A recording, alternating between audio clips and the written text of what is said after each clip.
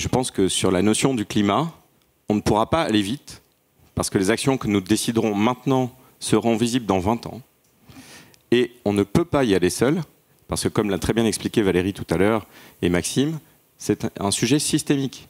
Donc on est obligé d'y aller ensemble. En réalité, 90% de nos émissions de gaz à effet de serre viennent soit de l'amont, avec nos fournisseurs et nos partenaires, soit de l'aval avec nos clients.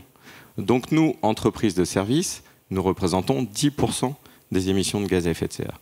Et on n'a pas le choix que d'embarquer notre écosystème si on veut atteindre nos objectifs qui sont calqués sur la COP21 et qui traduisent une réduction par 2 de nos émissions de gaz à effet de serre d'ici 2030. Si ce n'est pas moi, c'est qui? Et si ce n'est pas maintenant, c'est quand? La connaissance, vous allez avoir par la compétence de l'ensemble des intervenants, qui sont des intervenants de très haute qualité, avec une vraie mixité.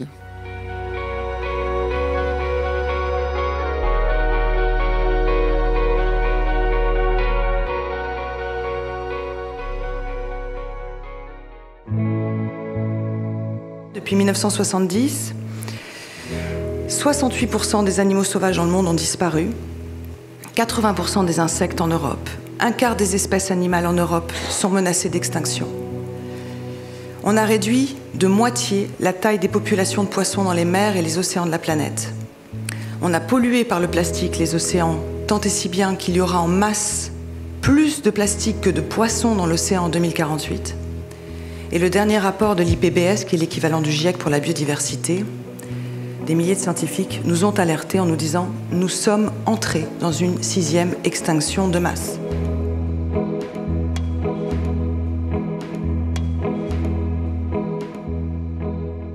Aujourd'hui, c'était important de m'adresser à des chefs d'entreprise parce qu'il faut qu'ils comprennent que l'économie, qui veut dire étymologiquement la bonne gestion de la maison, doit être mise au service de la gestion de la maison commune, notre système Terre. Et donc, mon message était de leur faire comprendre qu'ils sont l'une des forces de changement, l'un des moteurs les plus importants de la transition vers une société plus solidaire, plus sobre et qui prend en compte aussi les intérêts des autres qu'humains qui doivent être en bonne santé si l'on veut préserver notre santé à tous.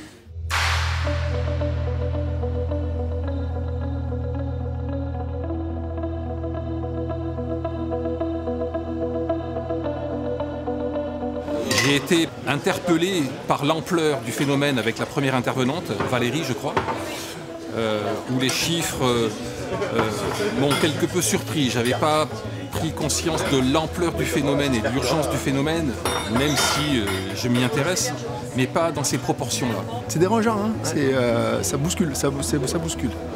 Mais c'est aussi pour ça qu'on est venu. On a encore besoin certainement d'aller beaucoup plus loin dans les prises de conscience, et je pense que ça en fait partie.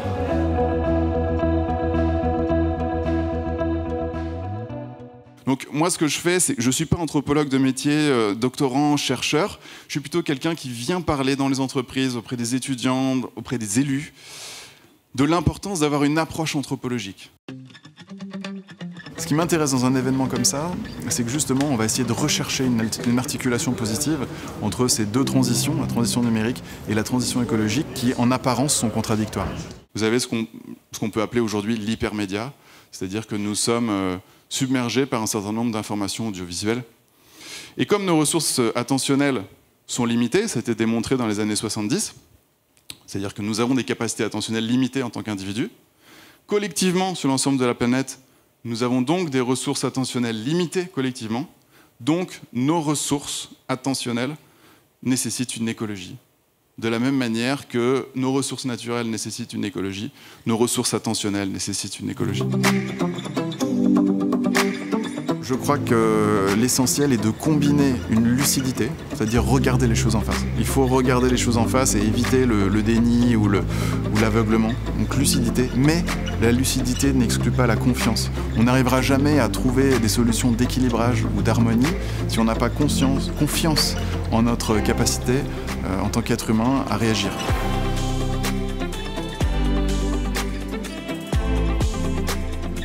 Je dirais plus de conscience, je dirais réalité des choses, Et bienvenue dans le monde de la technologie surtout. C'est des prises de conscience qui doivent arriver dans la technologie. C'est les 3 mots que j'ai retenus.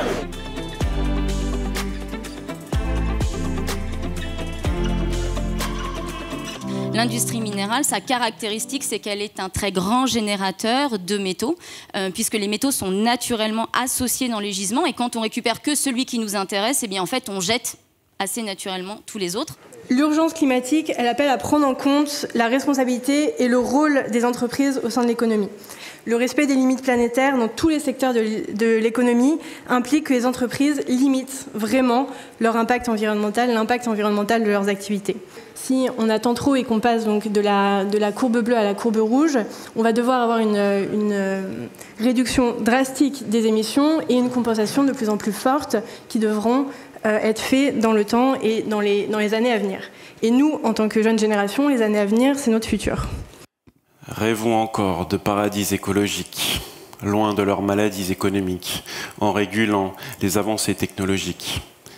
Et visons la neutralité carbone pour que le futur nous pardonne, pour espérer passer du concept de progrès à un plus grand projet, à savoir un modèle de société plus équilibré, basé sur la sobriété, la satiété, la solidarité, la sustainabilité et la biodiversité.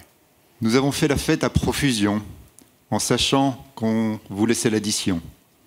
Il ne faut pas nous en vouloir, car on ne pouvait pas savoir. Le pire, on a su l'éviter, mais la claque, on se l'est bien prise.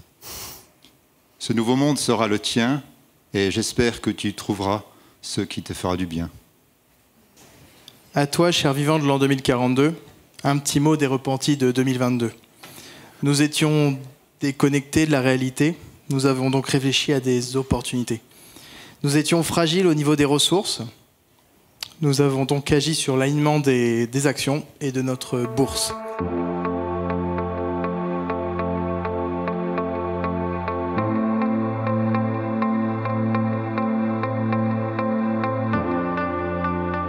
Allez, dernière question pour la route. Quel est le gaz à effet de serre que l'on trouve en plus grande concentration dans l'atmosphère ? Donc vous êtes 60% à penser que c'est le CO2, vous êtes 60% à avoir tort. Vous avez besoin de faire des ateliers.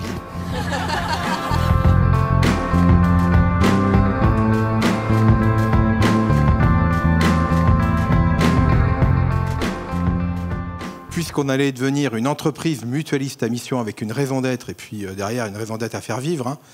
Et la raison d'être, pour être très simple, c'est agir sur les facteurs sociaux, environnementaux et économiques afin d'améliorer la santé des personnes et celle de la société. Donc on s'est dit, si on veut agir sur les facteurs qui jouent sur la santé de nos adhérents, on va peut-être déjà commencer, nous, sur la question carbone, à montrer qu'on est un peu sérieux et qu'on agit, qu'on fait des choses. Sinon, on n'est pas très crédible et voilà.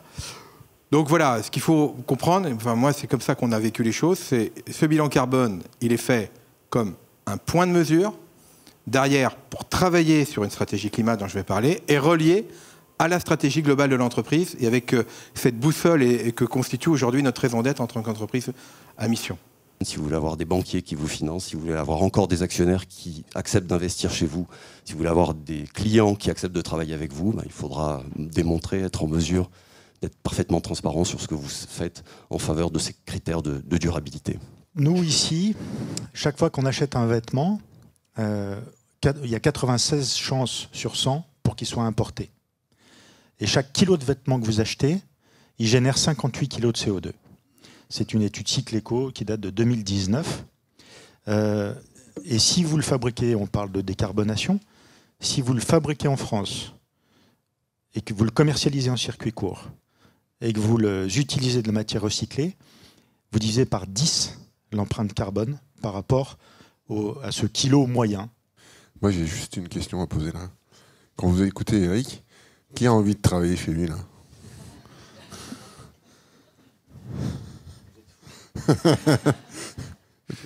Parler de neutralité à l'échelle d'une entreprise n'a pas de sens. La neutralité n'est que planétaire ou elle n'est pas, et donc les entreprises n'ont qu'une possibilité, c'est de contribuer à la neutralité planétaire. Donc de grâce, il faut que les politiques marketing cessent dans le sens de la communication sur la neutralité des acteurs. C'est pas un acteur qui est neutre, c'est un acteur qui contribue à la neutralité de l'ensemble. L'objectif, c'est de montrer que 150 entreprises, en les faisant travailler en intelligence collective peuvent trouver des solutions, peuvent se transformer, peuvent changer leur modèle d'affaires en intégrant les limites planétaires. Donc je fabrique toujours des produits, mais j'essaie de faire en sorte qu'ils soient tellement solides, tellement réparables, tellement résilients que ce que je vais vendre, c'est pas le produit, c'est l'usage du produit, pour en fabriquer beaucoup moins, mais avoir une plus grande intensité d'utilisation par produit fabriqué. C'est comme ça qu'on arrivera à diviser par 2 ou par 3 notre empreinte carbone. Donc incitation à la consommation responsable, en fait incitation à la sobriété. Donc on utilise vraiment ce qu'on a vraiment besoin. Donc on fait preuve de techno-discernement et le maître mot c'est sobriété. Donc sobriété, c'est-à-dire que en fait, on fait tout pour consommer le moins possible. Moi ce que j'apprécie dans leur approche, c'est vraiment ce côté... ils croient en ce qu'ils font sur le côté climatique, c'est pas juste du greenwashing pour faire beau sur le papier, ils vont au bout, ils mettent des moyens. Dans le monde d'aujourd'hui, c'est important d'avoir des entrepreneurs qui sont dans ce mode de relation aux autres, quoi. Je vais remercier tous les gens qui se sont levés, qui ont pris leur journée pour venir partager ces émotions, pour venir comprendre les limites de notre planète et pour pouvoir les inciter à l'action. Alors moi je suis émerveillé de tout ce qu'on a pu faire. Ça vient de tellement loin et d'avoir réussi à rassembler tous ces gens, intervenants, les équipes de constellation, les gens qui sont venus, qui sont restés de bout en bout pour la plupart. Enfin. Et voilà, juste émerveillé.